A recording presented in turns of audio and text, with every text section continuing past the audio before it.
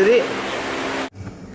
Jadi ini secara refleks, jadi karena kita asik mencatur, tiba-tiba ada tangan masuk menghapus itu. Jadi bukan satu biol.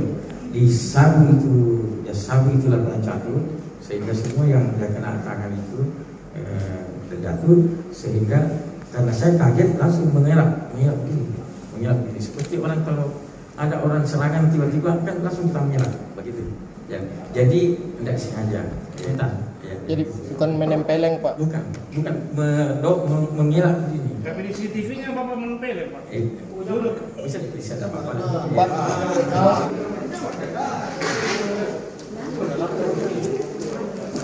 penganiayaan yang dilakukan oleh seseorang terhadap korban seseorang anak laki-laki umur 3 tahun dengan inisial MA. Kemudian dilanjutkan dengan adanya laporan polisi tanggal 28 Juli 2023. Kemudian kita tindak lanjuti dengan kita melaksanakan olah TKP, yaitu di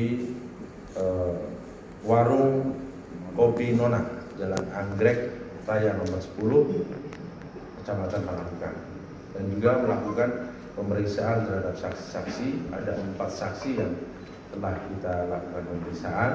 Kemudian juga telah dilakukan visum repertum, yang dimana hasil daripada visum adalah ditemukan adanya 1 buah luka memar berwarna merah di daerah bibir bawah.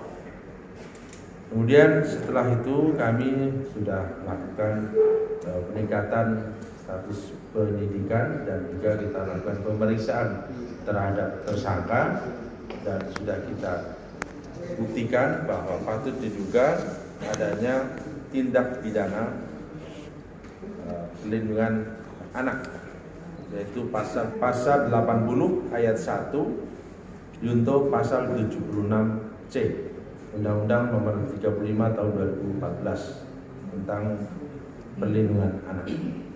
Pada aturan hukum yang berlaku bahwa dari pasal yang kita terapkan, pasal 80 ayat 1 Undang-Undang Nomor 35 Tahun 2014, ancaman hukumannya adalah 3 tahun 6 bulan.